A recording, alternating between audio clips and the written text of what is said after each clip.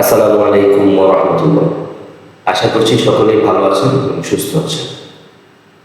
গত ৩টি ক্লাসের পর আজকে আমরা হরফের বিভিন্ন রূপের শেষ ক্লাস নিয়ে হাজির হলাম। আজকে আমরা শিখব হচ্ছে কাফ, লাম, মিম এবং গোল হা। আমরা যদি দেখি কাফ বাক্যের শুরুতে কিভাবে আসে এবং বাক্যের মাঝখানে কি আসে এবং শেষে কিভাবে আসে, এবং লাম, কাফ এবং লাম দুইটা প্রায় একই রকম। দেখিয়ে দিচ্ছি। দেখেন, কাফটা বাক্যের শুরুতে এভাবে আসে, কাফের মধ্যে উপরে একটা দাগ হবে, মাঝখানে কাফ এরকমই আসে, শেষে পূর্ণ কাফ, যে কাফটা আমরা সকলে চিনি।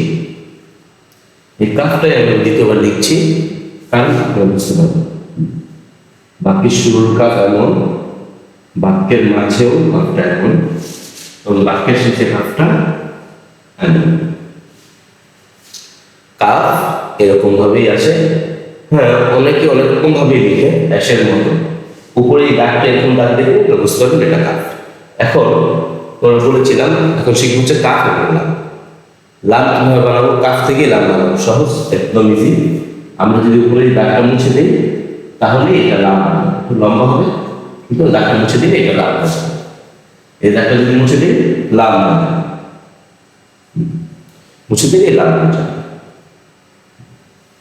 আর এই যে কাফের মাঝখানে টেসের মতো চিহ্ন আছে, এটাও যদি মুছে দিই লাম হবে। কেন আপনি এটা দেখেছেন? তাহলে আমরা কাফ থেকে লাম বানালাম। বাক্যের শুরুতে কাফ এভাবে আসে, বাক্যের মাঝখানে এভাবে আসে, একই রকম। আর বাক্যের শেষে কাফ, পূর্ণ কাফটাই আসে। লামটাও বাক্যের শুরুতে এভাবে আসে, মাঝখানে এভাবে আসে, এবং শেষে পূর্ণ লামটাই আসে। কাফ এবং লাম একই রকম।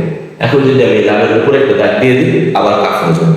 মাঝখানে পেশের মতো লিখে দিই, আবার কাফ হয়ে যাবে। এখন আমি আপনাদের লাম দিয়ে মিলিয়ে দিচ্ছি। লাম, বাক্যের মাঝখানে লাম, বাক্যের শেষে লাম, একই রকম। লাম, দ্বিতীয় লাম, তৃতীয় লাম। আশা করছি সহজে বুঝতে পেরেছেন। এখন আমরা শিখব হচ্ছে মিম এবং হা।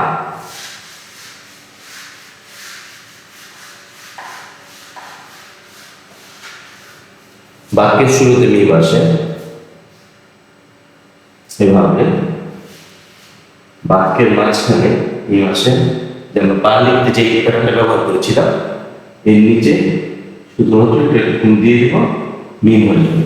মিম বাক্যের মাঝখানে ওভাবে আসে, এবং শেষে ওভাবেও আসে। শুরুতে যেটা, শেষে এভাবেও আসে, শেষে এভাবেও আসে, এইভাবেও আসে। অনেক সময় মিম শুরুতে এমন আসে, মাঝখানে এভাবে আসে, এবং শেষে এভাবে আসে।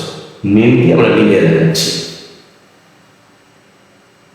মিম, মিম, মিম। এটা হচ্ছে প্রথম মিম, হচ্ছে দ্বিতীয় মিম, এটা হচ্ছে তৃতীয় মিম। আশা করছি বুঝতে পেরেছেন। খেয়াল করলেই বুঝতে পারবেন। আর এগুলো বারবার করতে হবে। আপনার প্রয়োজনে খাতায় উঠিয়ে রাখবেন, তবে আপনি কায়দায় দিয়ে পড়বেন, কিন্তু এগুলো খেয়াল করতে হবে। মুখস্থ করা যাবে না, খেয়াল করতে হবে। মুখস্থ করলে আপনাদের জন্য শিখতে কঠিন হবে। এখন আমরা গোল হাঁটা নেব। হাঁটা খেতে অনেকেই মিম এবং হায়ের মধ্যে ভুলটা করে। অনেক বাচ্চাকে দেখা গেছে মিম এবং হা এটা চিনতে সময় লাগে। আমরা হাঁটা খেতে করবো। হা শুরুতে এভাবে আসে, বাক্যের শুরুতে, মাঝখানে আসে এভাবে, আর শেষে এভাবে আসে। তাহলে আমরা দেখলাম বাক্যের শুরুতে হা এভাবে আসে, মাঝখানে এভাবে আসে, এবং শেষে এভাবে আসে। আর একটা যেই হাটা আমরা পড়েছিলাম হরফ পরিচিতির মধ্যে, যেই হাটা পড়েছিলাম সেই হাটা হচ্ছে এটা।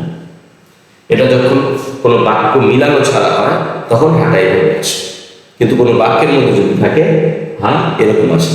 প্রথমে হা, মাঝখানে হা, শেষে হা। কিন্তু যখন বাক্য মিলানো ছাড়া থাকবে তখন এরকম আসবে। আমি দেখিয়ে দিচ্ছি। আমরা বাক্যের শুরুতে হাটা এভাবে নিচ্ছি, বাক্যের মাঝখানে হাটা এভাবে নিচ্ছি এবং শেষে হাটা এভাবে নিচ্ছি। দেখিয়ে দিচ্ছি যে বাক্যের শুরুর হা, মাঝখানে হা এবং শেষে হা। আর এই হাটা ব্যবহার করে হচ্ছে সেটা দিচ্ছি। যেমন যদি আমাদের এই হাটা মিলানো না থাকতো, ছাড়া আমি দেখাচ্ছি। এই যে মাঝখানে হা, হায়ের সাথে আমি অন্য কিছু আলিফ দিয়ে দিলাম, হায়ের সাথে আলিফ দিয়ে দিলাম। এখন যদি আমি হা ব্যবহার করতে চাই, কিভাবে ব্যবহার করতে হবে? এই হাটা আলাদা ছাড়া আসে, মিলে আসে। এই হাটা চাইলে আলাদা আসবে, মিলে আসবে। আশা করছি বুঝতে পেরেছেন। আমাদের আরবি হরফের বিভিন্ন রূপ যে ছিল এগুলোর ক্লাস আজকে শেষ।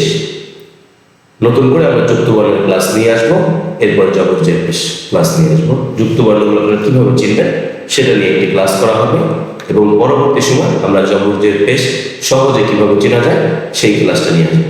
হ্যাঁ, অনেকে বলতে পারেন আরবি হরফের মধ্যে তো আরো কয়েকটা হরফ আছে, মাত্র কেন আমরা 20টা হরফ নিয়ে কাজ করলাম, আর 9টা নিয়ে কেন কাজ করলাম? 9টা নিয়ে কাজ করে নিয়ে এই জন্য যে ওই হরফগুলো পূর্ণ রূপ, যেমন শুরুতে আপনার হরফের যে রূপগুলো ছিল হরফ পরিচিতির মধ্যে যে ক্লাসগুলো করেছেন ঠিক সেইভাবেই আসে বাক্যের মধ্যে। আমি যদি একটু দেখিয়ে দিই আপনারা খেয়াল করে বুঝতে পারবেন।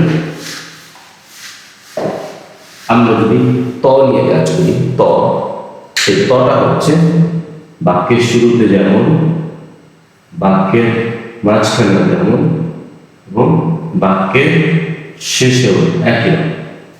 ত সবসময় একই রকম, জ, ত, জ একই রকম জিনিস। এরপরে র, ঝা, দাল, ঝা এগুলোর কথা যদি বলি একই রকম। যেমন র লিখলাম, র এর পরে র প্রথমত বাম দিকে মিশে না। হ্যাঁ, র যদি আমরা এভাবে দিই তার আগে যদি আমরা মিলাই মিলতে পারে, কিন্তু র সেম একই রকম হয়ে যায়, ঝা একই রকম হয়ে যায়, ডাল ঝাল একই রকম হয়ে যায়। এই জন্য এই ক্লাসগুলো আলাদাভাবে আমরা নিলাম না, সহজে শেষ করলাম। আশা করছি আপনারা বুঝতে পেরেছেন। ইনশাআল্লাহ খুব শীঘ্রই যুক্ত বর্ণের একটি ক্লাস নিয়ে হাজির হব। পরবর্তী সময় আমরা জবরজের পেশ খুব সহজে কিভাবে চেনা যায় সেই ক্লাস নিয়ে হাজির হব। সবাই সুস্থ থাকবেন, ভালো থাকবেন। আসসালামু আলাইকুম ওয়া রাহমাতুল্লাহ।